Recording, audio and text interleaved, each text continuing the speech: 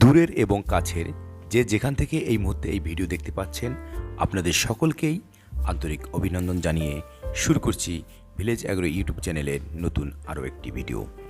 বন্ধুরা, আজকের ভিডিওতে আমি আপনাদের সঙ্গে কথা বলবো আঙ্গুর গাছের রোগবালাই নিয়ে।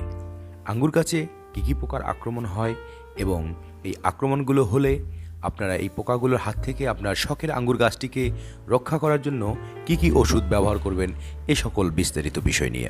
তো বন্ধুরা, যারা চ্যানেলে নতুন হয়ে ভিডিও দেখছেন তারা অনুগ্রহপূর্বক চ্যানেলটিকে সাবস্ক্রাইব করুন এবং বেল আইকনে ক্লিক রেখে পরবর্তী ভিডিও পাওয়ার জন্য আমাদের সঙ্গে থাকুন।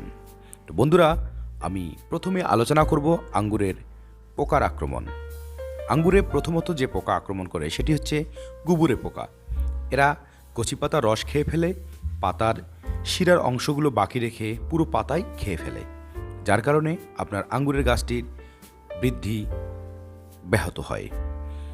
দমন পদ্ধতি অনুযায়ী আমরা যেটি করতে পারি, ম্যাথালিয়ন 400 মিলি মাত্রা অনুযায়ী স্প্রে করলে খুব ভালো ফল পাওয়া যাবে। থ্রিপস এবং জ্যাসিড পোকা, এরা মূলত পাতা ও ফলের রস শোষণ করে, পাতার নিচের অংশে রস খেয়ে ফেলে, পাতার উপরের অংশে সাদা সাদা রং বিস্তার করে।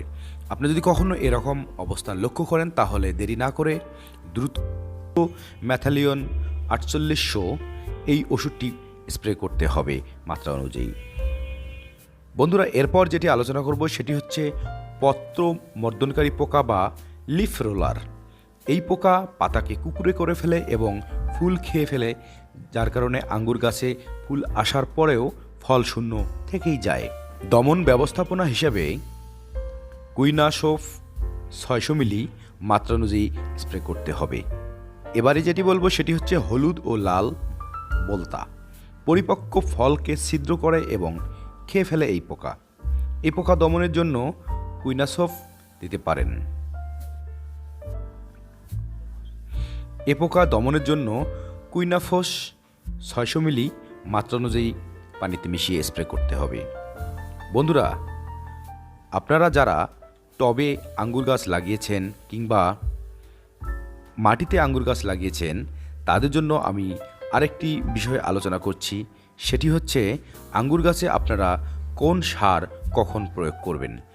আমাদের দেশে যে আঙ্গুরগুলো রয়েছে এই আঙ্গুরগুলো মূলত গ্রীষ্মকালীন আঙ্গুর, আর পরবর্তীতে যে আঙ্গুরগুলো আমাদের দেশে হয় সেগুলো খুব একটি ভালো ফল পাওয়া যায় না। তাই গ্রীষ্মকালীন আঙ্গুরের জন্য যে সারগুলো আপনারা প্রয়োগ করবেন সেটি হচ্ছে একটি নতুন গাছের জন্য এপ্রিল মাসে আপনারা অবশ্যই urea 600 gram, muriate of potash, আবার বলছি মিউরেট অফ পটাশ 125 গ্রাম, এই ডোজ পুনরায় জুন মাসে দিতে হবে। পুরাতন গাছের জন্য অনুরূপভাবে সার প্রয়োগ করতে হবে, কিন্তু প্রুনিংয়ের পর গোবর সার ও এসএসপি পুরো ডোজে প্রয়োগ করতে হবে। সেই সাথে অর্ধেক ডোজ নাইট্রোজেন ও পটাশিয়াম প্রয়োগ করতে হবে। বাকি হাফ ডোজ নাইট্রোজেন ও পটাশিয়াম প্রয়োগ করতে হবে এপ্রিল মাসে ফল আসার পর। 2 বার ইউরিয়া স্প্রে করতে হবে, একবার ফুল আসার আগে, আরেকটি হচ্ছে ফুল আসার পরে।